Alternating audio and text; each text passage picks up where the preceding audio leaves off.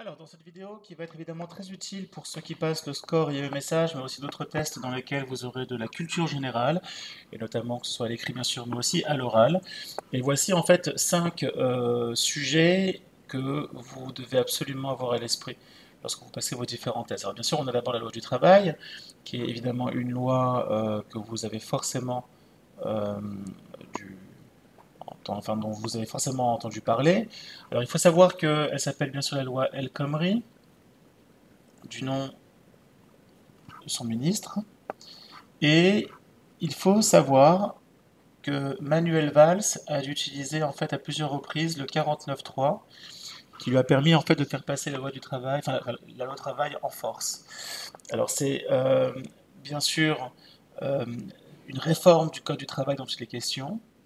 Il faut savoir que c'est un projet qui a largement divisé la majorité socialiste alors au pouvoir et qui a mobilisé pendant quasiment 4 mois, avec de nombreux affrontements, beaucoup beaucoup de gens qui sont contre cela et qui ont dû en fait s'affronter, affronter les forces de l'ordre.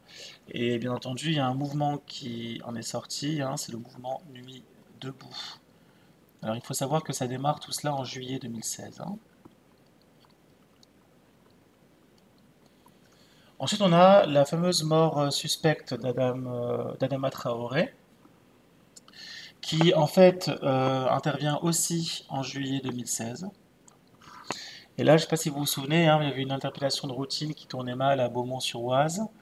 Et le jeune, donc Adama Traoré, 24 ans, il meurt pendant son transfert en gendarmerie.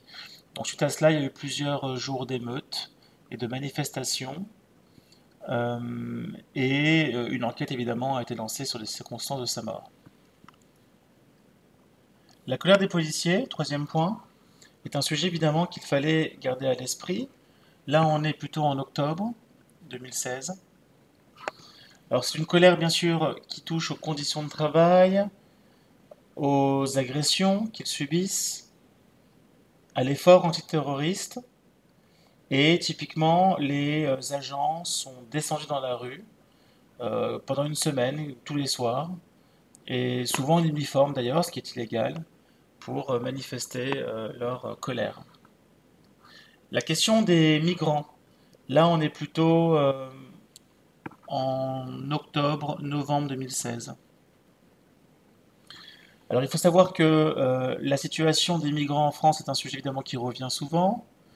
On a parlé bien sûr de la fameuse jungle de Calais. Alors, au niveau du nombre, il faut savoir que la prise en charge hein, dans le centre d'accueil de Calais, hein, c'est 10 000 migrants. Hein. Donc ça, c'est évidemment des chiffres qu'on peut attendre de vous aussi. Hein.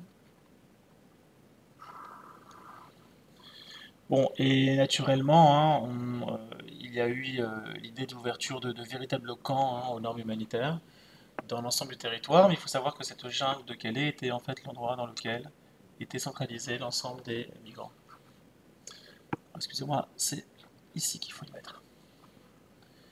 Et puis enfin, on a un dernier sujet, c'est bien sûr le renoncement de François Hollande, hein, qui est un fait tout à fait nouveau. C'est une première hein, dans l'histoire de la Ve République. Autrement dit, c'est la première fois qu'un président en activité, en est à son premier mandat, ne se présente pas une seconde fois pour un second mandat de président de la République. Donc il faut savoir que ce renoncement, il a été annoncé en décembre 2016. Bien entendu, à cela on peut ajouter des faits autour des primaires, hein, donc, mais ça je pense que vous avez tout ça en tête. Hein.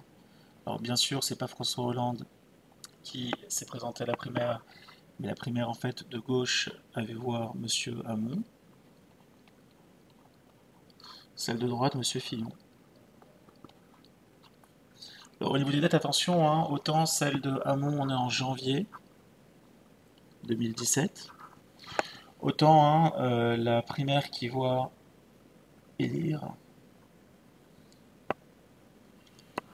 le candidat de droite, Monsieur Fillon, on est en novembre 2016.